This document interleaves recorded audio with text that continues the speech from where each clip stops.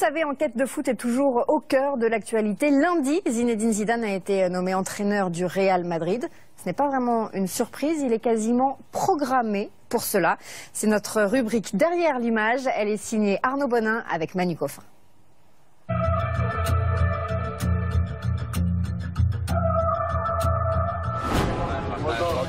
Ce lundi, vous avez vu le bonheur affiché d'un instant rare, partagé en famille. Tengo un poco de emoción, más que cuando firmé de jugador. Le lendemain, vous avez vu une ovation de bienvenue, pleine d'admiration. Zidane, entraîneur du Real, cela paraît si naturel, mais derrière l'évidence, c'est le couronnement d'une ambition assumée, l'aboutissement d'un apprentissage minutieux. Comment l'ancien Ballon d'Or a-t-il patiemment bâti sa légitimité? C'est une nouvelle étape pour moi qui s'annonce. J'ai pris le temps de travailler et aujourd'hui c'est un challenge qui est certainement difficile mais qui m'anime. En 2006, les dernières notes du récital. C'est avec le maillot du Real sur le dos que Zidane met fin à 18 années d'une brillante carrière. Devenir entraîneur n'entre pas encore dans ses plans. Christophe Dugarry se souvient de ses priorités de l'époque. Je pense qu'il a eu un passage un peu délicat.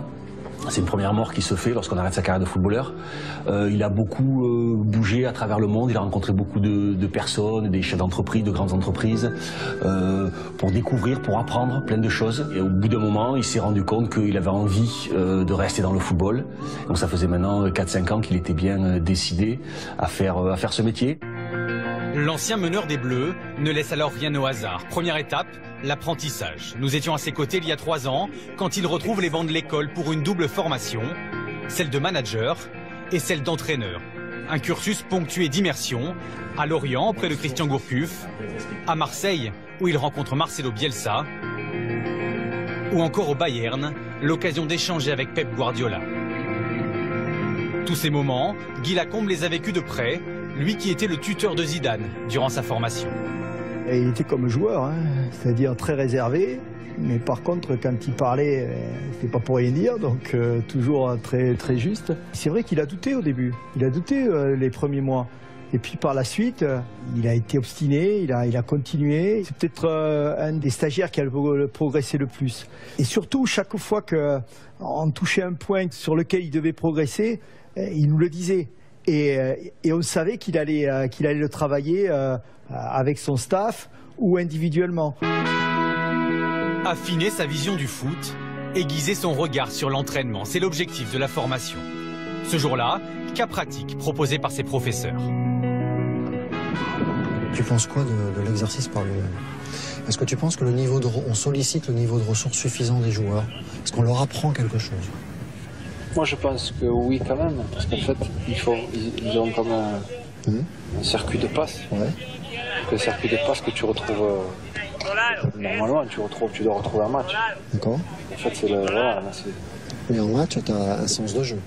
Ouais mais c'est pour ça. À mon avis il existe là. Est-ce que tu penses qu'ils le mettent dans un espace ou dans les pieds? Là il le met dans les pieds. Est-ce que tu penses que c'est bien ou pas? Il vaut mieux à chaque fois dans un espace de jeu. Donc par exemple, quand on dit à des gamins jouer dans les pieds, c'est une connerie. Il vaut mieux finalement toujours jouer dans l'espace. Non? Au début, on se dit, mais qu'est-ce qu'on va lui apprendre? Très vite, il nous a dit, mais arrêtez, je connais rien du métier. J'y ai réfléchi, j'ai regardé, j'ai observé. Voilà, ça se dessine un peu, mais j'ai pas assez de billes. Voilà, on a senti là qu'il prenait les pièces du pulse qui l'intéressaient. Donc je pense que pour identifier les pièces du pulse intéressantes pour un projet, il faut déjà bien y avoir réfléchi, quoi. C'est à cette époque que la philosophie de jeu de Zidane se dessine. Le foot, c'est pas compliqué. Moi, je veux que mon équipe joue. C'est écarter le jeu quand on a le ballon, c'est de repartir de derrière, c'est d'essayer avant de recevoir le ballon, c'est d'essayer d'avoir vu la solution après. Il y a des gens qui voient d'une autre manière le foot, mais moi je le vois simplement, et je le vois de cette manière-là. L'étape suivante, confronter la théorie au réel, appliquer ses idées sur le terrain. L'opportunité lui est donnée en juin 2013. Carlo Ancelotti est nommé entraîneur du Real. Le Français devient son adjoint. Une plongée concrète, quotidienne dans la gestion d'une équipe. Il est pas mal, mon entraîneur.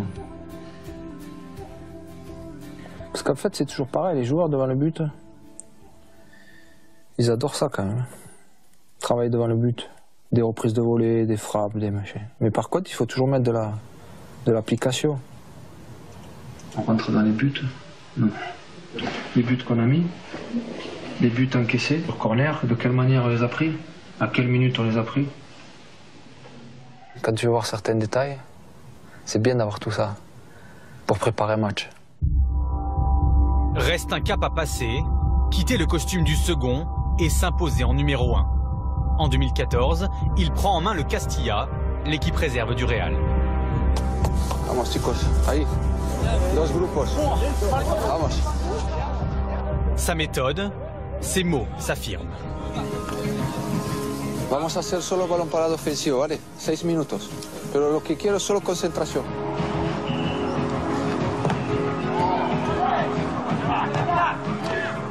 ¿Eh? ¿Cuerda? Sí. Así.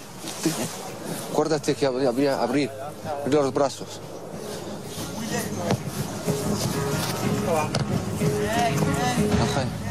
Aquí, si él no la coge el balón, tú estás detrás, justo detrás. Y llegan siempre, o muchas veces, aquí en el primer palo, ¿vale? Y tú bien hablado.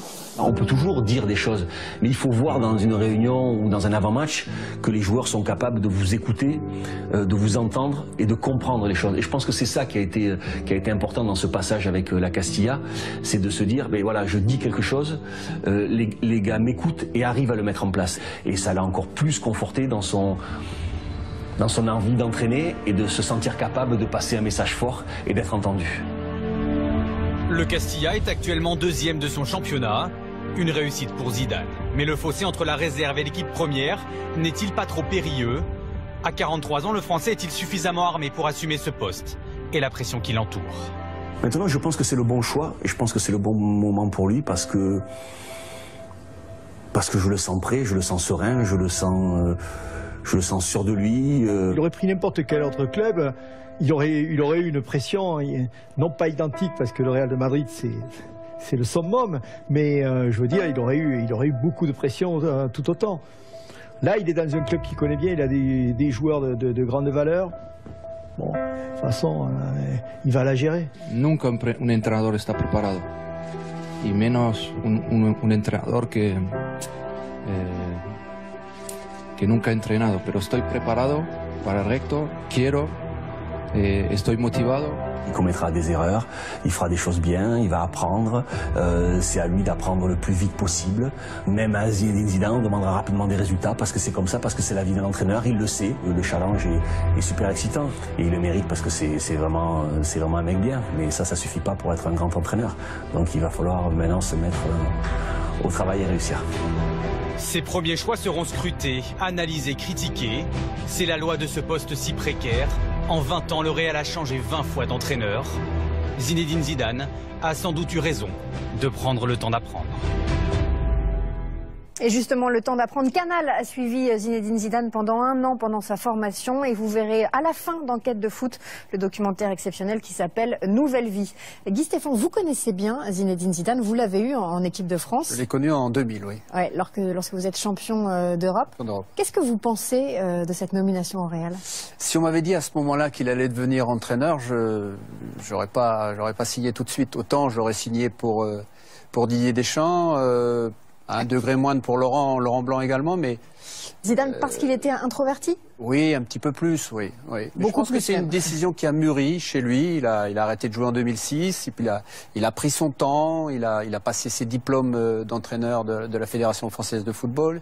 Il a passé les diplômes de Limoges aussi, au niveau pour être manager. Et puis il a pris l'équipe réserve, il a pris les équipes de jeunes. Je pense qu'il a bien mûri. Je le trouve déterminé sur les images qu'on a pu voir. Maintenant, évidemment, c'est tout nouveau pour lui avec son staff. Il va découvrir beaucoup de choses, la gestion des égos. Surtout au Real. Hein. Oui, c'est important. Les meilleurs joueurs ne font pas forcément les meilleurs entraîneurs. Non, mais lui, on sent que c'est quelque chose qu'il a envie de faire et je le trouve particulièrement motivé. Mais évidemment que, comme tous les entraîneurs, il sera jugé sur les résultats. Les joueurs, c'est pas forcément une reconversion évidente quand on est un excellent joueur. Non, déjà, le Real, c'est dur, mais pour Zidane, il y a une difficulté en plus, c'est passer de la caste des très grands joueurs, des ballons d'or, à celle des entraîneurs à succès. Et vous allez voir, c'est pas évident. Sur les 43 joueurs qui ont gagné au moins une fois le ballon d'or, Zidane est le 20e à devenir entraîneur. Bien regardez, sur les 19 précédents, seuls 3 ont gagné des Coupes d'Europe. Di Stefano avec Valence, Johan Cruyff avec l'Ajax et le Barça, et Beckenbauer avec le Bayern. Et si Beckenbauer a été champion du monde avec l'Allemagne, Cruyff a été le seul à gagner la Coupe des Champions, comme on disait à l'époque. Or, le but de Zidane au Real, c'est évidemment de gagner la Ligue des Champions, la 11e du Real. Donc bon courage, le plus dur commence. Une question, vous étiez vous l'adjoint de Roger Lemaire en 2000 lorsque vous êtes champion d'Europe? Avec René Girard et Bruno Martini. Et Roger Lemaire qui était lui-même l'adjoint d'Aimé Jacquet. Est-ce que vous, ça vous dirait de devenir sélectionneur après Didier Deschamps, de prendre sa suite? Je suis très bien dans ce que je fais. Avec Didier, ça fait presque 7 ans qu'on travaille ensemble. 3 avec ans Marseille à Marseille avant. Et j'attends l'Euro avec impatience, comme Didier, comme tout le monde. Et c'est un bel objectif. C'est sûr, mais donc pas forcément une envie d'être sélectionneur tout seul après. On attend l'Euro, nous aussi, avec beaucoup d'impatience. Une des équipes favorites, c'est la Belgique. Pourquoi? Parce que les Belges sont numéro 1 au classement FIFA actuel.